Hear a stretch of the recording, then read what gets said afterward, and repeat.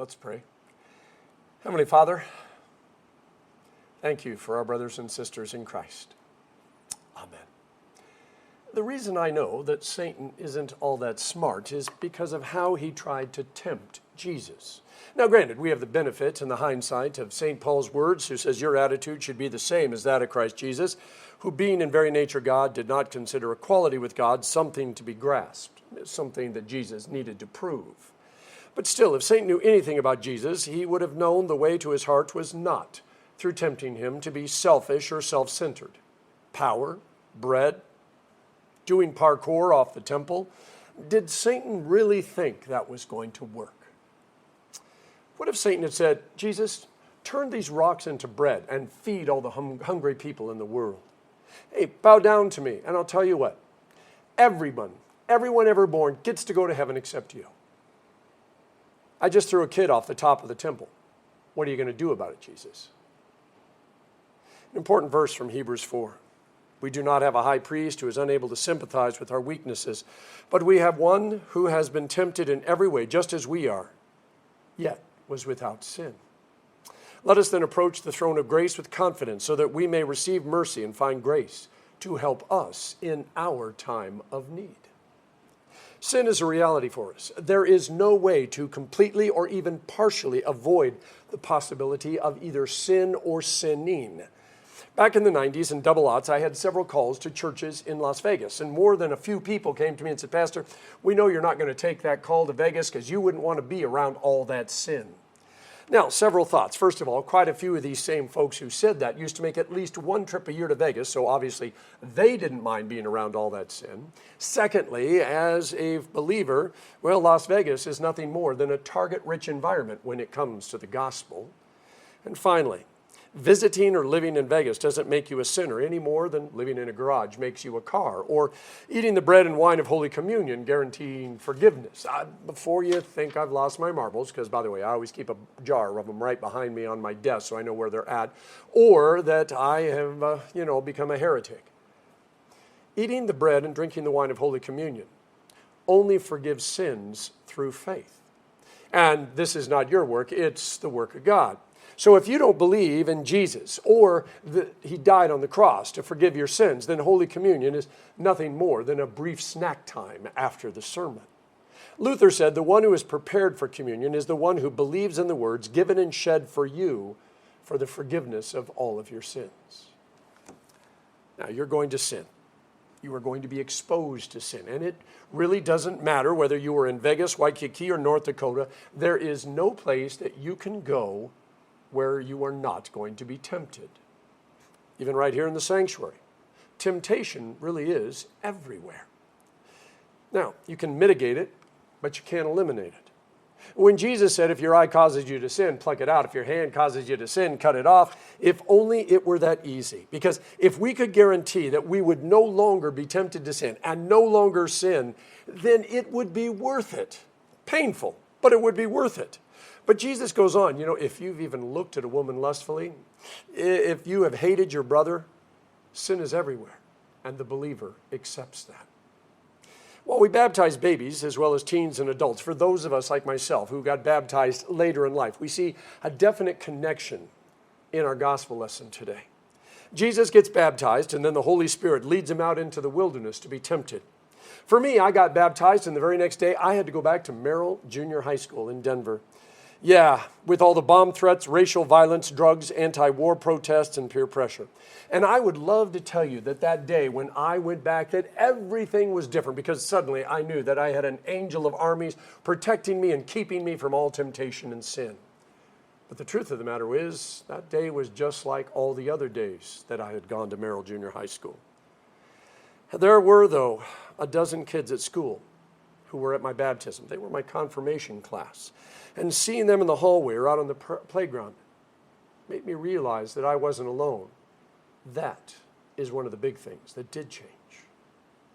Jesus' robe had barely dried when he headed into the wilderness. We go from God the Father saying, you are my Son, my beloved, whom I love, and this is my plan, listen to him, to the Holy Spirit leading him into the presence of Satan for a contest of wills. Now, it would have been nice if Jesus had just challenged Satan to an arm wrestling match, winner take all. But instead, Jesus challenged Satan to a debate that included a bunch of field trips. So Jesus is hungry. He's been in the desert for a while, and his journey included fasting. Satan says, if you are the Son of God, command this stone to turn into bread. Now, Satan knows a little bit about the Old Testament, water from rocks, food raining down from the sky, and this is where he makes his first mistake, believing that Jesus will choose to satisfy his own hunger at the expense of everyone else. But to Jesus, this isn't about food or physical hunger. It's about life hunger. I mean, we're all hungry for something, but aren't quite sure what it is. So we'll stand in front of the fridge and open the door and just look at everything there, hoping something jumps out at us. We'll listen to all the commercials, hoping that one of them is going to be the answer to all of our struggles. We stuff ourselves with whatever we can get our hands on, hoping something will satisfy us. Know anyone who's working at a job they don't like? Or someone who's staying at a job because of the pay and the benefits, even though they hate their job and they're not making any difference in the world? Some people get distracted by shiny things and then realize, in spite of all the shiny things, they still feel empty inside. You were created for more than just vacations and a big paycheck and a house and a new car. You were created, specifically designed by God for a purpose far greater than yourself. And you only have so many days on this planet in order to get it done. While you are hungry for something, you need to be careful what you choose. You see, there's always the temptation to believe that we've got all the time in the world. So I can do this now, and then when I get around to it, I'll finally do the holy things. Or if we don't like something, we can always choose something else. We can always stop what we're doing and move on to something else. Or snacking on something isn't going to affect our appetite. See, the choice of how we live has to be our choice, not one that we let the world make for us. See, what Jesus shows us is we cannot go into the wilderness alone. Sin is everywhere. Temptation is everywhere. The Spirit has to be with us. Otherwise, paraphrasing Indiana Jones, that movie, we will choose poorly. Next, Satan takes Jesus up on a high mountain and says, you know what? I'll give you all of it. It all belongs to me, and I can give it to whoever I want to, and I will give it to you. All you got to do is bow down and worship me. Now, Jesus has come from heaven to earth to save the world. What does that mean? I mean, that old saying, power tends to corrupt and absolute power corrupts absolutely, is true. When Lord Acton wrote those words to Bishop Creighton, he was challenging the church's idea that leaders of the church should be judged differently than everyone else.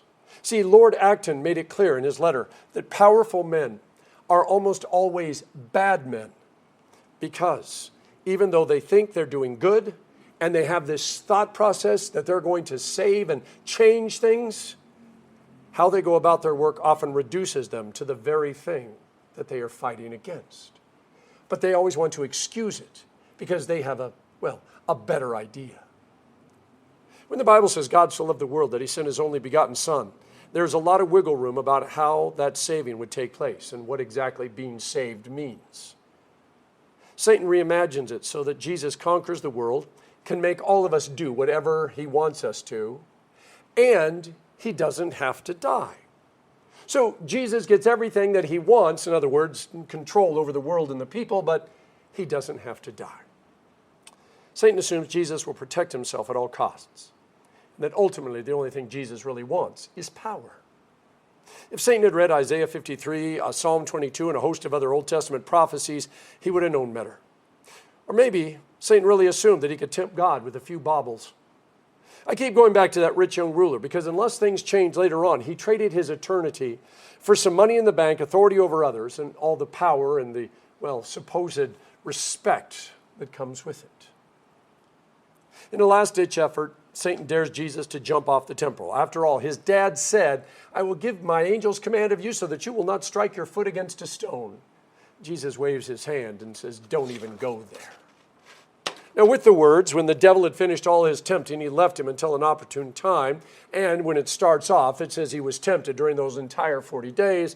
It leads us to believe there were a lot more temptations. We just don't get a detailed account of temptation by temptation. Because all of them come back to one thing. Do you trust God? Do you trust him to provide? Do you trust him to protect? Do you trust him to do what he said he would do?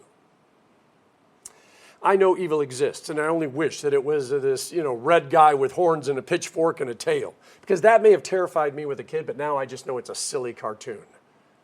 Growing up Baptist, we always talked about the devil. Lutherans, for the most part, aren't comfortable talking about these things, just like they don't like to talk about angels, except at Christmas time. Lutherans like deep and profound theological discussions instead of things that are a little more practical for us common folk.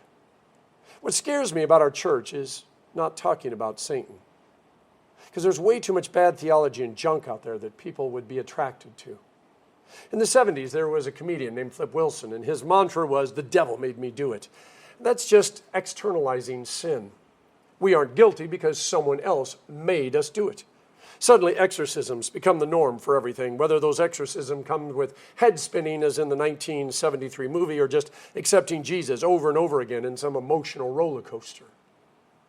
There are also those who will hold to the argument from silence, meaning, if the church doesn't talk about it, it really doesn't exist. It's really not that important. Satan is just a fairy tale, like all the other fairy tales our parents told us when we were kids in order to get us to do what they wanted us to do, and the church is no different. Few even assume the church doesn't talk about it because God created evil. He was the one who let it out of Pandora's box, and now he's not powerful enough to get it stuffed back into the box.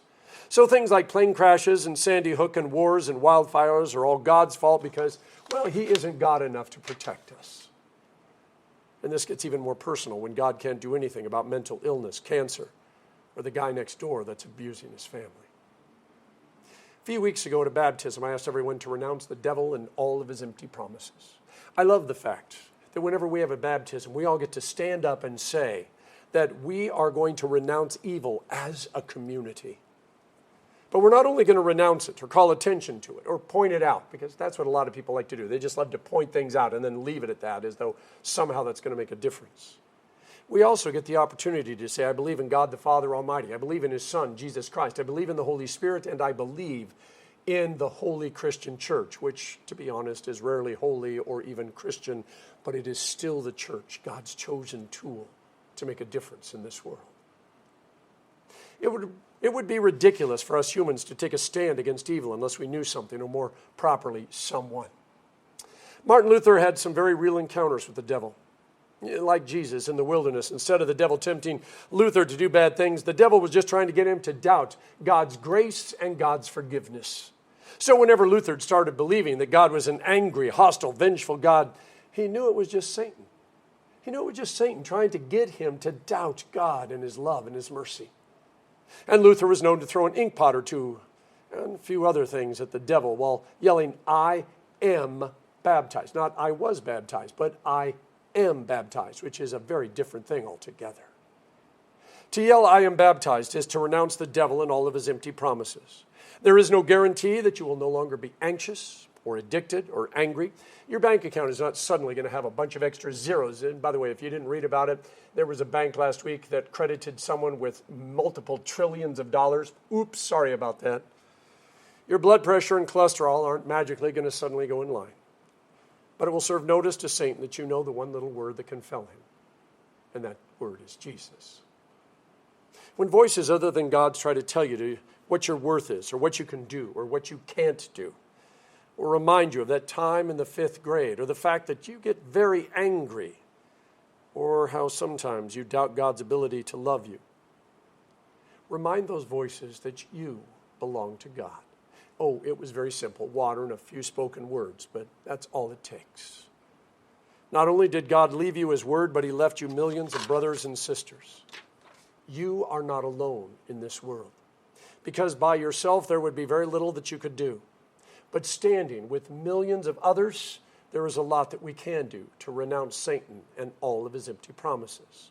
Last year, we sent some water buffaloes and other animals to Africa, to villages, to help them. We helped some teams to help after disasters. We fed a bunch of people with Hawaii Food Bank. We cared for 3 children through compassion. We helped the Lutheran Comfort Dogs. All sorts of things. And this is not us being proud. This is us saying we know what our calling is. And it's not to sit in a place on Sunday morning or watch a video. Our calling is to make a difference in the lives of people all around the world through the time, the talent, and the treasure that God has given us. We live in a wilderness, and as long as we are on this earth, the wilderness will be where we lay our head and scratch out a living and try to make sense of this life. Satan and sin will always be wherever we are. This is why it's important we keep reading after our gospel lesson is over. This is why we need the broader context every time we're doing a Bible study. See, Jesus walked out of the wilderness, and the very first thing that happened was he went back to his hometown, and he said, ta-da! God's plan is about to be revealed, and things are about to change, and they tried to shove him off a cliff. But the very next thing Jesus did was he cast out a demon, and that wasn't by accident. He staked God's claim on this earth. And then he started healing and preaching and loving and forgiving. And he invited people to walk with him so that they could love and heal and pray and change lives. Henry Nouwen said, "Let us not underestimate how hard it is to be compassionate. Compassion is hard because it requires the inner disposition to go with others to a place where they are weak, vulnerable, lonely, and broken. But this is not our spontaneous response to suffering. What we desire most is to do away with suffering by fleeing from it or finding a quick cure for it." Jesus didn't flee from suffering. He didn't try to find a quick and easy cure for it. He set his face toward Jerusalem, the suffering, the cross, the rejection. And he bids us to follow him. That's what this season is about. It's not easy, but it is always a journey worth taking. And if by grace we can help a few people along the way and gather a few others to walk with us, well, there is no greater calling. In the name of the Father, and of the Son, and of the Holy Spirit. Amen.